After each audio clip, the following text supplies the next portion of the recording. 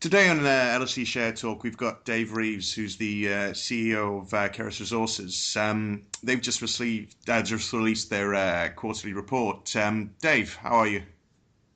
Good morning, Rob. Okay, and yourself? Yes, not too bad, thanks. Do you want to expand a bit on the quarterly report? Just give us the highlights and then talk us through a bit about it. Yeah, sure. Look, obviously it's our first quarter of operations, and I think it's fairly safe to say that we're not overly happy with how it turned out. We got off to a pretty good start in April, but May and June, unfortunately, we had a few teething problems. A lot of soul searching over that time, and a lot of changes being implemented for the current quarter. Um, I suppose it's one of those things starting up in a new area in the time frame that we did. No excuses. We expected to turn a profit. We were profitable until we paid out the tribute amount. And there's lessons learned in that. But if we hit the highlights, 63,000 tonnes of ore mined at 1.36 grams. What I should mention as well is we talk about provisional grade a lot. And in previous podcasts we've discussed the sampling procedure, and there's months involved in getting it back. As we stand today, we've only had 7,000 tonnes of that 63,000 tonnes with a final determination of grade and recovery. The rest all is in process. We've had delays at the sample crusher, and then there's a long process to follow after that. So these are a combination of final determined grades or mine core grades that we've reduced based on experience on that first determination, to try and give us our best approximation. So we will, as those come in, we will be able to give definitive grades on what we get paid on. But I think that's the first thing. All these numbers are based on provisional grades, which are not final definitive grades. 85% of them are based on our estimates. So if we have a look at that, we mined Anomaly 22 and Accord were the two pits. These are what we call laterite pits. So there was reasonably extensive historical drilling that we used to determine the pit areas. And then, obviously we had raised £500,000 to start operations, and with that, there were certain restrictions, one of which was we said, well, there's enough historical data, we won't go and re-drill all of this ourselves. And I suppose that's lesson number one learnt, was historical data is pretty reasonable, but with the various data or datum changes and all the survey coordinates, the level of confidence has to be tempered. And so we started mining with historical information and doing our own grade control. And as we did our grade control, we found that there was, in some areas, less ore than was estimated from historical data. So our strip ratio went up. The way the ore bodies lied was not these big bulk ore bodies. They were more discrete ore bodies that needed to be taken meter flitches, so our productivity went down. And you combine those two and instantly you've got a cost increase. So lessons learnt from that.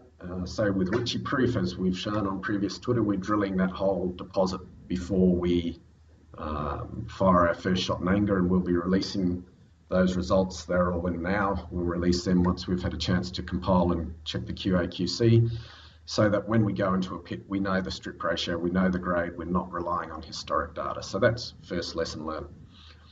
Second lesson, we talked about the productivity. That's a function of strip ratio and these 1 metre high benches. It's also a function of the digger size. The ore bodies we're moving into now are not these laterite ore bodies. They're more your conventional subvertical reef ore body. So it lets us get bigger diggers in to move waste, and we can go to 2.5 metre benches. So instantly your productivity increases with the same amount of labour by bringing in a bigger digger. So that helps to reduce cost. If we have a look at the labour we employed when we set up, we were going into a bit of unknown territory, so we brought on operators that were multi-skilled. They could drive a dozer, be on a drill rig, what have you. And we paid a price for having that multi-skilling. You know, we weren't paying Mm. truck driver rates for a truck driver. We were paying rates above that so that guy could also jump on a drill. Well, what we found out with the cyclical nature of mining is that we can target specific jobs and as such pay for those specific jobs what we should pay. So that reduces your labour bill, and we're also contracting people direct, which saves markups from labour providers. So that again helps bring down the costs. I think one of the other main ones to look at is the fact that our operating costs pre the tribute were around that 1400 Aussie an ounce. We got paid 1687. So if we were doing a profit share, we would have been in profit. But with the tribute that we have at Grants Patch, we pay 22% of the gold straight up. And in a high margin, high grade underground, that's fine. But what we've learnt is that, if there's anything goes wrong in these lower margin pits, a profit share is certainly a lot less riskier way of mining. And so we're targeting those two tributes, which is the Witchy Proof and the Lindsay's tribute, because of that profit share. It considerably reduces our risks in the next quarter. Another key lesson learnt is on the milling. As I say, we still only have provisional grades for a lot of our product. It's very difficult to adapt your mining without understanding what you're doing grade-wise. So we're in discussion, certainly for Lindsay's. We'll be processing at a batch mill all of that material. What that means is we put all of our material through at once. The gold that comes out is ours. That's the grade. That's what you get paid on. And you know that within sort of a week of finishing milling. Whereas currently, we're experiencing timelines of up to 3 months before we get feedback on what the grade is. We do get advance payments as part of the current setup, but obviously what we'd like to get is full payment as quick as we can, and that's what moving to a batch mill does for us there. So yeah, I suppose that's in summary. We're off and running. Would have liked to have had better results than what we're showing today. But with the lessons learned, we're very confident about the current quarter. We also have made good progress on the undergrounds. We've just got the bulk sample approval for Prince of Wales. So we're just waiting on a safety permit now. And then that's open and away we go. The permits for some of the other, for the Parrot Feathers underground and all the designs and costings are pretty well complete. We'll finalise the design and costing tomorrow on Parrot Feathers, and as and when we're ready, we'll put out some announcements on that showing profiles, costs, etc., and that's looking very good. So the long-term side, still looking very positive with the undergrounds, and in the short term, lessons learned, and we'll apply them this quarter to get a result that I hope everyone's going to be a lot happier with for this quarter.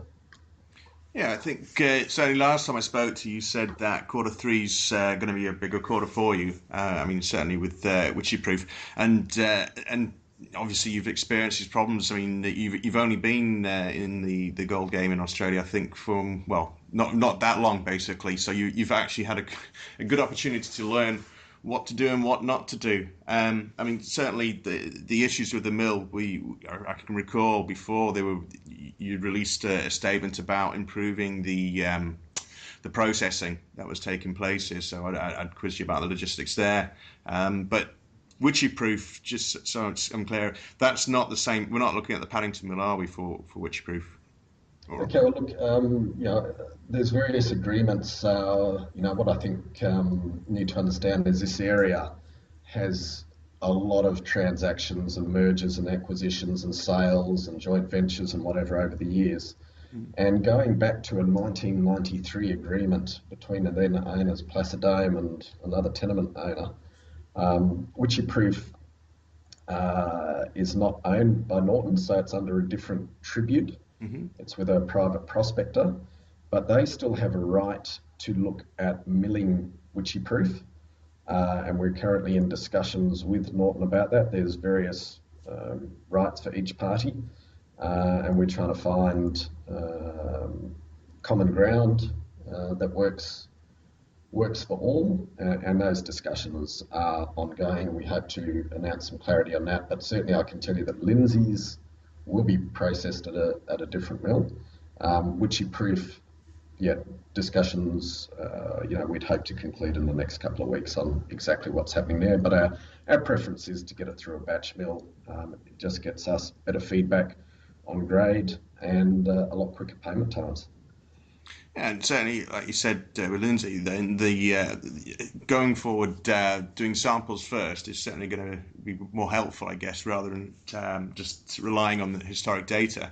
So it should actually give you a good forecast of what you can expect to get going Yeah, forward. 100%. And that's, where we've been, without a doubt, a bit lapse in the past on putting out production forecasts. And the main reason has been that we've had very limited time to get on top of a lot of old historic data. B, it's a historic data, and how confident are we or not in that. So with the open pits, there's a bit of hand to mouth.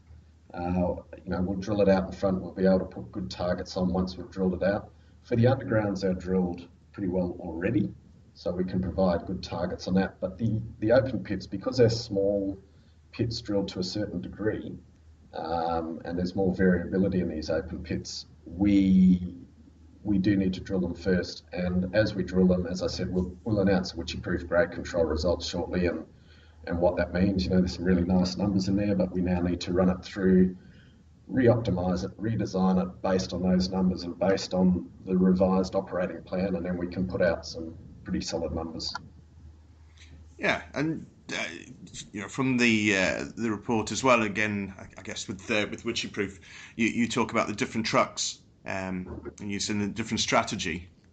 So Yeah, absolutely. Look, one of the things we found in those 2 months where we didn't do so well, we kicked off at 1,200 ounces in the first month, um, and then we only did that in the next 2 months thereafter, basically. mm, And well, some of that was certainly wet weather. If you have a look online, you'll find that the West Australian wheat crop is looking at a record season for all records this year, because there's been bumper winter rains, and that rain, it goes out to Kalgoorlie region. So we've had a lot of downtime with well above average rainfall. It doesn't require a lot, and those areas turn to mud, as some of the photos I've shown in the past are. And so we're looking at, or we are changing to six-wheelers. They can run in the rain a lot more, so we're not just sitting there paying people to sit and do nothing. We'll always be getting productivity. So it's those little lessons, those little bits, 1 + 1 + 1, and before you know it, they make quite a substantial difference. yeah, and you've also, I mean, you say there's little differences. So you have actually mentioned in the report the little difference. I mean, for example, the labour being on site or close to accommodating things like that. So I guess effectively you are looking at where you can reduce the cost, changing the labour style. So it's like you said, not multi-skilled people, but more people contracted for the role they're going to do if they're going to drive that truck. So I mean, for me, well, at least one of the things I'm taking from this is that you've had a bit of a tough quarter, but if anything, I mean, it should hopefully give you the lessons that you need to with the other projects. Um, with the other projects, though, because you mentioned the money in the bank, are you confident or happy with how things are going and progressing at the moment? Yeah, sure. Look, we need to hit our goals for this quarter and be making money. And as soon as you're making money, everything becomes a lot easier. Hmm. As I said, the undergrounds, we're finalising absolute detail designs, etc. now. Before we've had broad designs, we're now into the weekly schedule style of costings. And what we need to do is just adapt those into our cash position, and work out how best to run things. Another lesson learnt is we don't want to do too much at once. And so it's a matter of saying, well, okay, do we slow down one? Not saying do we not do it, but do we slow down one area to make sure we get one area up and running well before the other, or how do we do that? And those are discussions that we're doing at the moment. And as I say, once we've finalised those designs, we'll release to market a full ramp-up schedule. Targets are still in place, the 30,000 ounces run rate by mid next year. That all looks good. We do mention in there that we continue to look at other projects, and that's always ongoing. There's lots of activity in gold at the moment, and obviously the gold price during the quarter has gone up. If you have a look at it at the moment, our average price received was 1687, and the gold price is sitting between the 1750 and 1800 at the moment. So everything's positive in that regards for the quarter. Higher gold price, lower operating inputs, higher grade pits. You add them together, and that's why we're optimistic for this quarter and confident about hitting our targets for this quarter. Yeah, I mean, I think that's probably a key thing then as well. Also, the higher grades will certainly be more helpful. And it was sort of your strategy. I can remember a presentation when you did back in Warsaw, and you were talking about the different projects that you had, and certainly Lindsay, Prince of Wales, and stuff like that. That's, to me, that's what seemed more appealing. And at least, I guess you get your feet wet with the last two pits to see what how you're going to actually complete your strategy. With the final grades, you mentioned we're going to find out that at some point. You don't have a time scale or anything like that. We're just still waiting. I guess it could be a few weeks, few months. See, look, I mean, let me give you an example.